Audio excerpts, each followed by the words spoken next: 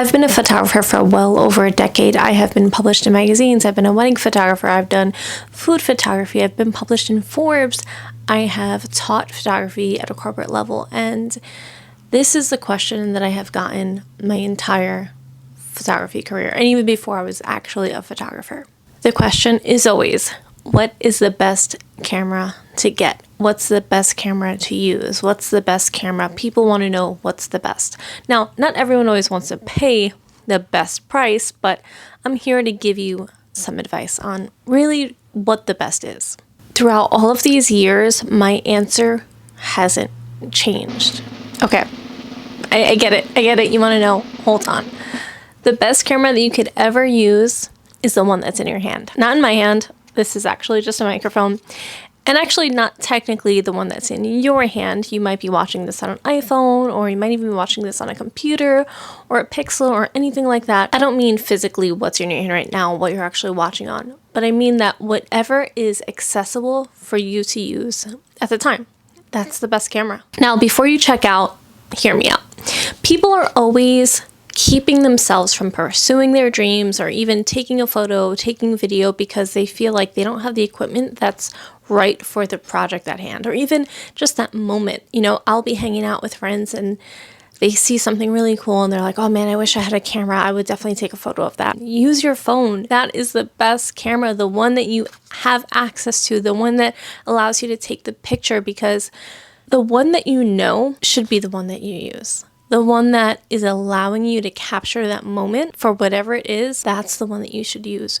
Don't let equipment inhibit you from doing what you want to do. I have two examples for you. When I first started to take photos, this was around the MySpace era. This was when I was around 15 years old, so almost 18 years ago. I would always get the same question over and over. What camera do you use? What camera do you have? And at the time, I was only photographing with a point and shoot Olympus camera, a super simple camera that I don't even think it had like an LCD screen back of it. Maybe it did. Oh, maybe it didn't. I'm gonna have to look it up. But the thing was, I just created the content. I allowed myself to become creative. It didn't matter that I didn't have this crazy lens. I didn't have a Canon or a Nikon or a Fuji or any of the other fancy cameras at the time. I was creating something just with what I had access to, and that allowed me to really be creative. My second example is this. 6 years ago, I went to Cuba. This is around the time that they first opened up their borders for tourism, and I was so excited to go. So me and a couple of friends, we chartered a plane to go down to Cuba, and it was amazing. But here's the problem. At the time, I was so dependent on my ex for packing my camera and all of those things, because I was packing my looks and my makeup and my hair stuff and all of those things, which was a really bad idea. Really bad, because when we got to Cuba, I asked for my camera and he had not packed it. And he was so attached to his camera, so there was just no way that we were sharing it between the two of us. So I had two options. I had the option of just enjoying the trip and not taking any photos, not taking any video, or I can use my iPhone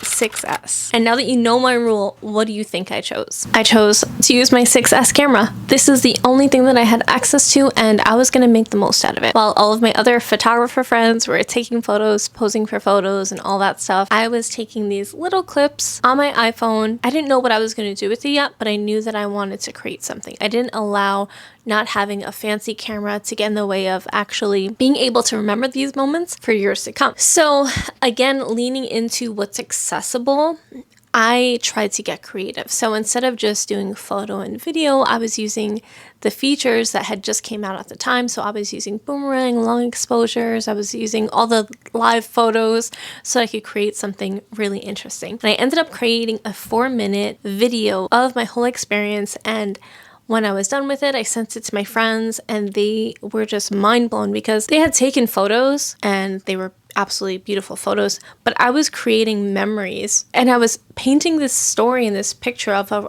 our experience that we had there. And it really came to life. And I believe that it was such a perfect story of, it doesn't matter what camera you have in your hand. The only thing that matters is what you actually do with it. Now, sometimes having that fancy camera can also inhibit you from taking the photo because you think, oh, I gotta take it out. I gotta make sure my batteries are charged. I gotta do all these things, make sure everything is right.